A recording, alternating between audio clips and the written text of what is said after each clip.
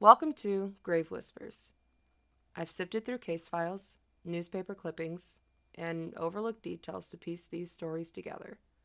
Some of the cases you'll recognize, others you may not have heard of, but all hold something worth uncovering. What I've found isn't always neat, and it isn't always complete, but it's real, and now it's yours to hear.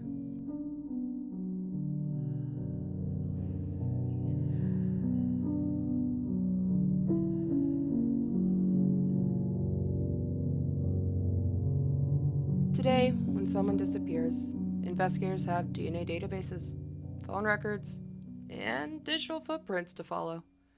In the early 1980s, none of that existed. Detectives relied on tips, paper files, and long hours on the street. And against one of the most prolific killers in U.S. history, it wasn't enough. What followed was a case that stretched on for decades. But before we begin, a warning. This story does involve sexual violence. Our story today is that of Gary Leon Ridgway, better known as the Green River Killer. He was born on February 18th, 1949, in Salt Lake City, Utah, and he was the middle of three boys. His parents were Thomas Newton Ridgway and Mary Rita Ridgway. Growing up, the Ridgway family struggled with money, and his childhood was marked by both poverty and tension in the home. The boy's father, Thomas Ridgway, worked as a bus driver. By most accounts, he was a passive man, someone who went to work during the day and came home to his family at night. He often complained about the sex workers he saw along his route, a detail that would later take on greater meaning.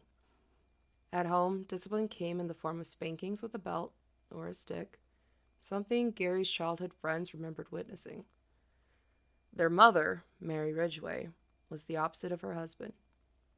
She was domineering, strict, and often yelled to maintain control over the household. This dynamic shaped much of Gary's life. As a child, he struggled with frequent bedwetting that continued into his early teens. Instead of offering comfort, Mary would humiliate him in front of friends and family.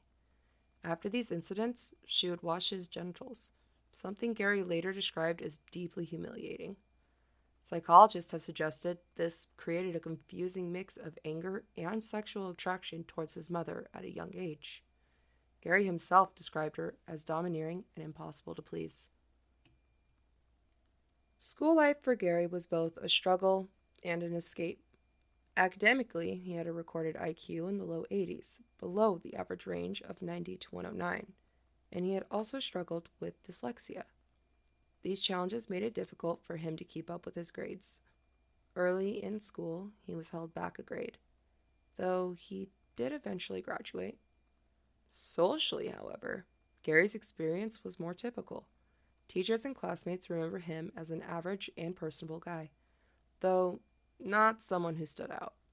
He had an interest in cars and sports, and peers recalled that he had no trouble attracting girls, even describing him as a ladies' man. In many ways, he appeared to be just another ordinary high school boy. Looking normal does not always mean being normal. Like many serial killers, Gary Ridgway began his crimes at a young age. At just 16, he committed his first known act of violence. He lured a 6-year-old boy into the woods under the pretense of building a fort. Once isolated, Ridgway stabbed the boy through the ribs and into his liver, reportedly laughing as he said, "I always wanted to know what it felt like to kill someone." The boy survived and was able to identify Ridgway as his attacker. Despite this, no charges were pursued. The reasons remain unclear, though theories suggest his age played a role. Authorities in the 1960s may have dismissed it as delinquency or misbehavior rather than an attempted murder. In hindsight, had this attack been taken seriously, many lives might have been spared. After graduation, Ridgway's life changed quickly. On August 15th, 1970, he married his first wife, Claudia Craig. Around the same time, he was offered a job at Kenworth Trucking Company in Seattle, but asked them to hold the position because at just 20 years old, he had enlisted in the U.S. Navy. He was assigned to a supply ship during the Vietnam War, where he also spent time in the Philippines. It was there that his fixation on sex workers began. Ridgway visited prostitutes frequently while overseas, and only 4 months into his enlistment, he contracted gonorrhea. Claudia was furious when she learned of his infidelity, but Ridgway continued the behavior regardless. Their marriage deteriorated quickly. While he was deployed, Claudia began an affair that lasted through his service. When Ridgway returned in 1971, their relationship collapsed and the marriage soon ended. After leaving the Navy, Ridgway immediately returned to Seattle and began working at Kenworth Trucking Company. It was a job he would keep for decades, actually, right up until the day of his arrest almost 20 years later. At Kenworth, Ridgway built a reputation as a steady worker and a skilled truck painter. His job required patience, attention to detail, and the ability to carefully mask and paint large truck cabs, and his coworkers noted that he did it well. Those who worked alongside him described him as social enough to greet people and make small talk, but still somehow distant, as though he preferred to keep others at arm's length. He had habits he followed with almost ritual precision, eating lunch alone with the little nickel classifieds, searching for bargains, and reading his Bible during breaks. Yet, despite the appearance of routine, there were unsettling sides to him as well. Several female coworkers later recalled that Ridgway would sometimes give them unwanted shoulder massages. It wasn't aggressive enough to file a complaint, they said, but it did make them uncomfortable. Another piece of the puzzle that seemed odd in hindsight. In 1972, Gary met Marcia Winslow while she was cruising the Renton Loop. Their first encounter was unusual. He pulled her over in what she would later describe as a police-like stop. With his short hair and military manner, she thought he might actually be an officer. He admitted he had once applied to join the police, but was turned down. Despite the odd introduction, they began dating. In their first sexual encounters, Gary even slipped and called her by his ex-wife's name, Claudia. Still, the relationship continued. After living together for a year, the couple married in December of 1973. 2 years later, their only child, a son named Matthew, was born. Marcia would later tell detectives about the strange places Gary liked to take her: wooded back roads in Maple Valley, Enumclaw, and North Bend, quiet turnouts along Highway 18, and shady spots near the Green River. These were the very areas he would later use to dispose of victims. Gary also had a scavenger streak. He picked through refuse at dump sites and loved buying and selling at garage sales and swap meets, a hobby he kept up for the rest of his life. After Matthew's birth, Gary's attention turned heavily towards religion. He and Marcia both joined a Baptist and Pentecostal church, knocking on doors to spread their faith. He became what Marcia called fanatical. He cried during services, read the Bible constantly, and often watched television with the book resting in his lap. But there was a darker side. Marcia described one night after a party when she stumbled out of their van and suddenly felt hands tighten around her throat. At first, she thought someone was attacking her, but realized it was Gary. He only let go after she fought back, and then tried to convince her someone else had done it. She also remembered how he enjoyed sneaking up on her silently, just to see if he could scare her. By 1978, the family had moved to a house in Federal Way, near Dash Point State Park. Their church-going slowed, and Marcia noticed Gary coming home late, often dirty and wet, with no explanation. He had no close friends, and she began to see him as isolated and secretive. The marriage unraveled quickly. On July 4th, 1980, Marcia left with their son and moved to Kent. Within weeks, she filed for divorce and a restraining order. Gary responded with one of his own, claiming he feared her violence. The family's house was sold that summer, and by May of 1981, the divorce was finalized. Marcia was given custody of Matthew, and Gary was ordered to pay $275 a month in child support. Looking back, Marcia described Gary's mother, Mary, as a constant source of tension in their marriage. She said Mary even controlled their finances and picked out Gary's clothes. In the end, Gary's second marriage ended like the first, marked by conflict, control, and violence that only became more apparent in hindsight. In 1987, Gary met Judith Lynch, the woman who would become his third and final wife. They married the following year and settled into a home on South 253rd Street in Des Moines, Washington. For nearly a decade, that house was their world. To the outside, Gary and Judith seemed like an ordinary suburban couple. Neighbors remember him as surprisingly outgoing during this time, more extroverted than he had been years earlier. He was constantly in the yard tending to his plants with an almost obsessive interest in gardening. The lawn was neat, flower beds were carefully maintained. When he wasn't in the garden, he was hosting garage sales, sometimes as often as twice a month, where he sold odds and ends collected over the years. Conversations with neighbors were simple and predictable. He talked about tools, gardening, or remodeling projects.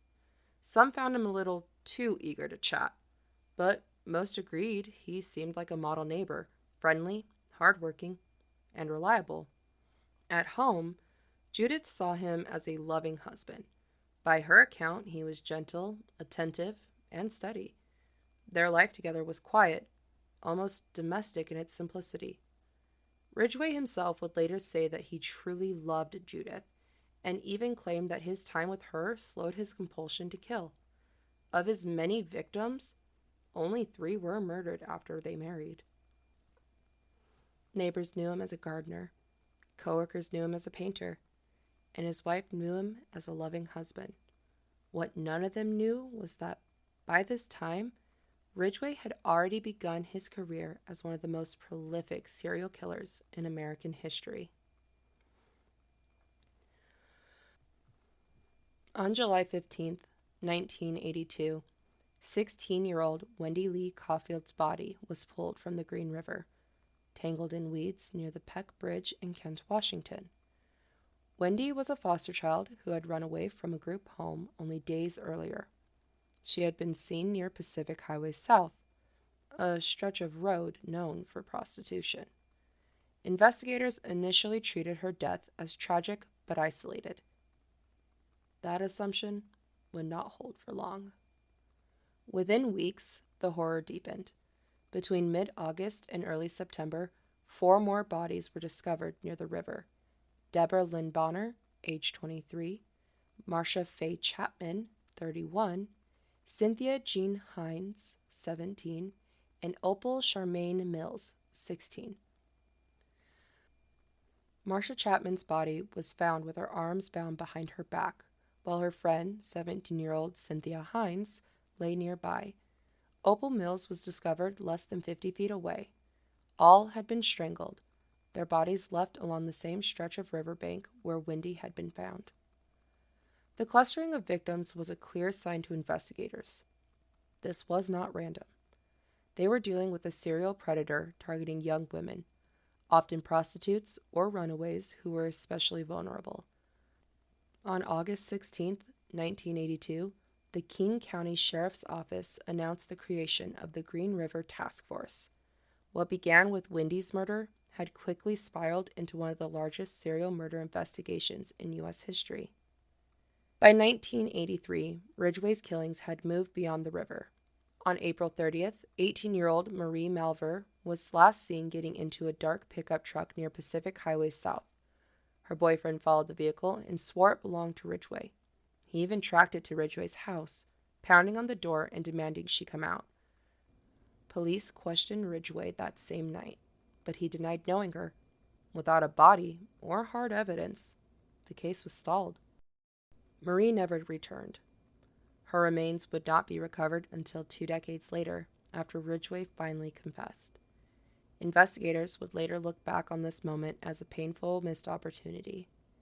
Had they pushed harder, they might have stopped the Green River Killer before his count rose any higher. On May 3, 1983, the body of 21-year-old Carol Christensen was found near Maple Valley. Unlike earlier victims, her body had been staged in a way that disturbed even the veteran investigators. She was discovered lying face up, with pieces of raw pork placed across her torso, a neatly cut paper bag covering her head, and two fish laid directly on her body. This display was unusual for Ridgway, a man who rarely staged his victims. Detectives debated whether he was attempting to mislead them, send a message, or experimenting with ritual. To this day, the Christensen case stands out as one of the most unsettling crime scenes tied to him. 17-year-old Deborah Estes was last seen in September of 1982. Her remains were eventually recovered near a cemetery in Kent almost a year later, in August of 1983. Estes fit Ridgway's typical victim profile: young, vulnerable, and last seen along Pacific Highway South. Her case became one of the 7 murders prosecutors would later tie directly to Ridgway in his initial indictment. Deborah's murder underscored a grim pattern. Victims disappeared quickly and silently, and their bodies often surfaced months, or even years, later, leaving families in limbo while the investigators struggled to connect the dots. All of these murders took place before Ridgway met his third wife, Judith, in 1987.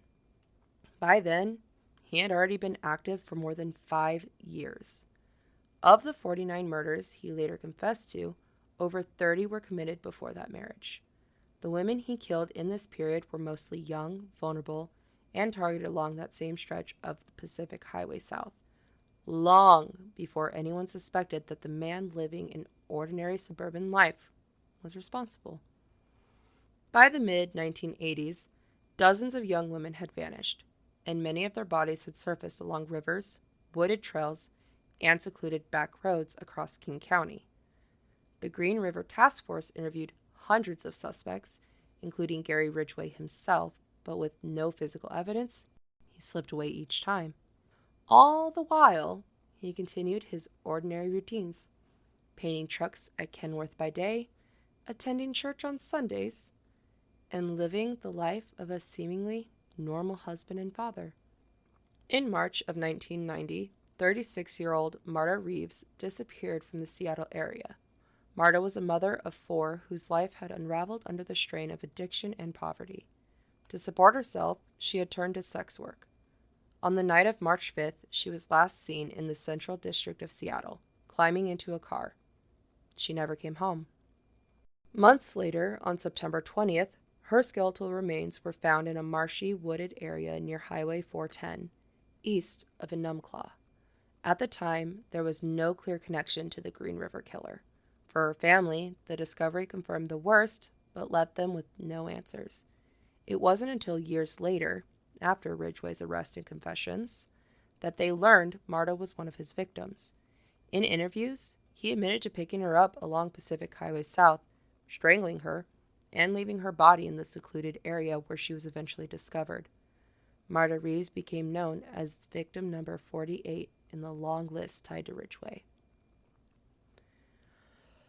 8 years later, in August of 1998, 38-year-old Patricia Yellowrobe became another of Ridgway's victims.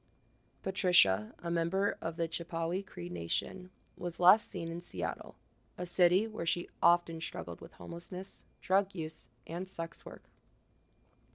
On August 6th, her body was discovered near Des Moines, way south. Investigators at the time concluded she had died of an accidental overdose, with no signs of obvious trauma and her background in drug use. Her case was quietly closed.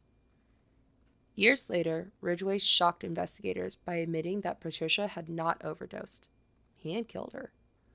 Like so many others, he had picked her up along Pacific Highway South, strangled her, and left her body to be found.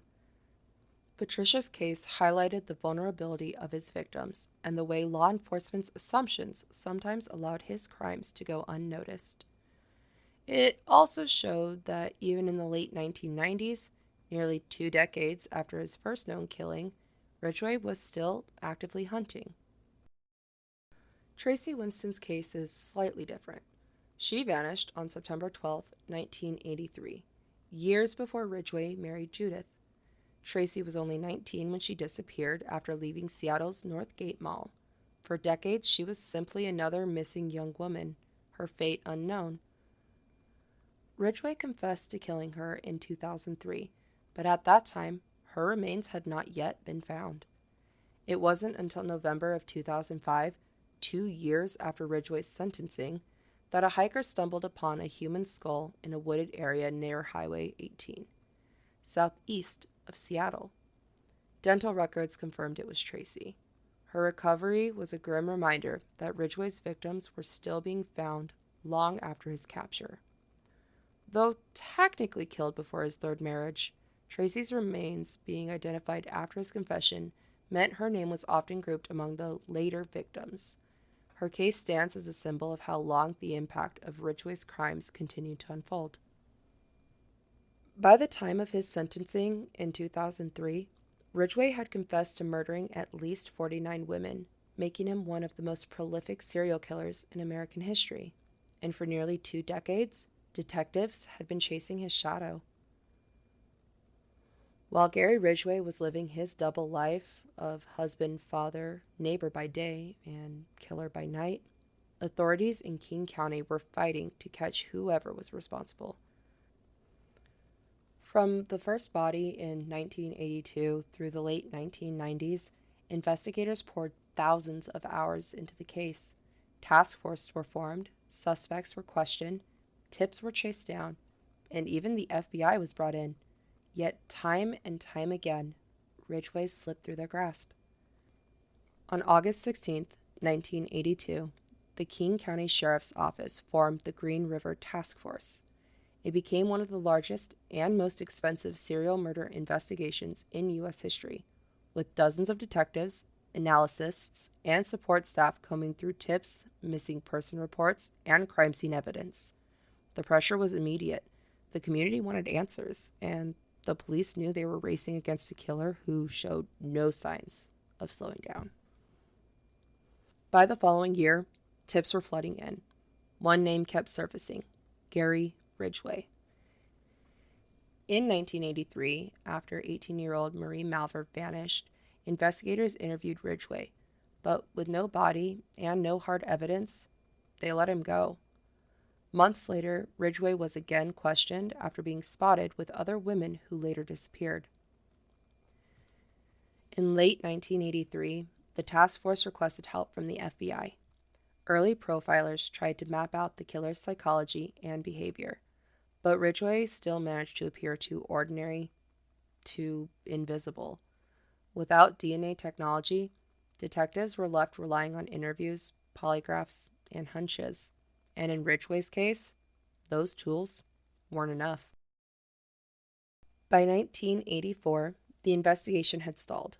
The task force expanded, pouring in more manpower, but the leads weren't sticking. As a desperate measure, detectives turned to an unusual source: Ted Bundy. Bundy, then on death row in Florida, offered his own insight into the killer's behavior. He suggested the man was returning to his dump sites to have sex with the bodies, and if police could find a fresh grave and wait, they might catch him coming back. Bundy's advice turned out to be accurate, though it didn't bring the detectives closer to a suspect. Around the same time, Gary Ridgway himself was given a polygraph test. He passed, and as a result, suspicion shifted away from him. Detectives would later say that moment was a turning point. Ridgway had slipped through their fingers, and the killings continued. On April 8, 1987, investigators served a search warrant on Ridgway's home in SeaTac. They combed through the house looking for anything that tied him to the growing list of victims. While they didn't find direct evidence, they did collect hair and saliva samples from Ridgway. At the time, DNA profiling was still in its infancy, and the samples sat in storage for years. With no proof to hold him, Ridgway was once again released. Detectives continued to follow tips, but the lack of technology meant they were chasing shadows. The Green River Task Force remained active, but resources began to stretch thin.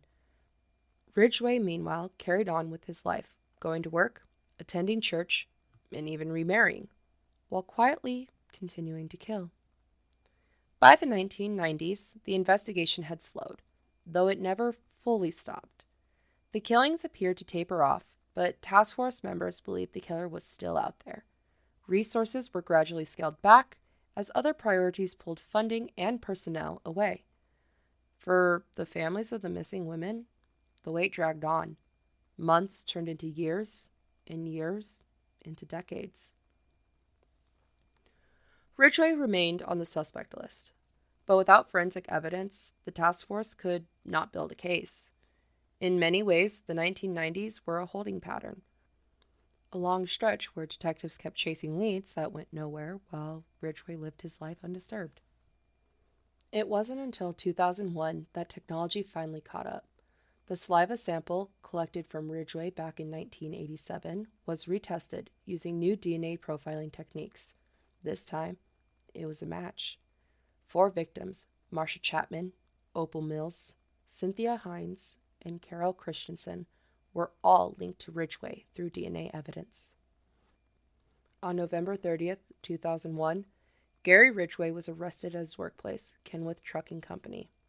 After nearly 20 years of investigation, the Green River Task Force finally had their man. The ordinary truck painter, who had been questioned and released so many times, was unmasked as the Green River Killer. In 2003, Ridgway agreed to a plea bargain that spared him the death penalty in exchange for full cooperation. He confessed to killing 48 women, describing in chilling detail how he picked up his victims, strangled them, and disposed of their bodies.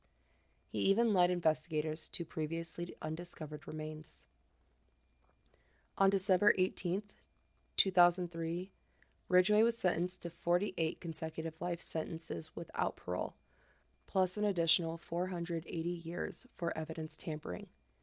2 years later, the remains of 19-year-old Tracy Winston were found, bringing his confirmed count to 49. To this day, Ridgway claims his true number is higher, between 70 and 80 victims, though only 49 have been formally tied to him. Even decades after Ridgway's arrest, the investigation hasn't ended. In 2020, investigators confirmed that 14-year-old Wendy Stevens, who disappeared in 1983, was his youngest known victim. Her remains had been recovered in 1984, but went unidentified for nearly 40 years until DNA technology finally gave her back her name. Then, in December of 2023, another breakthrough came. Remains long labeled only as Bones 17, discovered back in 1985, were identified as 15-year-old Lori Ann Respondnick. She had run away from home in 1982 and was never seen again. Ridgway had admitted to placing 2 victims in the very area where she was found. These discoveries prove that even now, more than 4 decades after the first body surfaced in the Green River, Ridgway's crimes are still being uncovered, and families are still receiving long-awaited answers.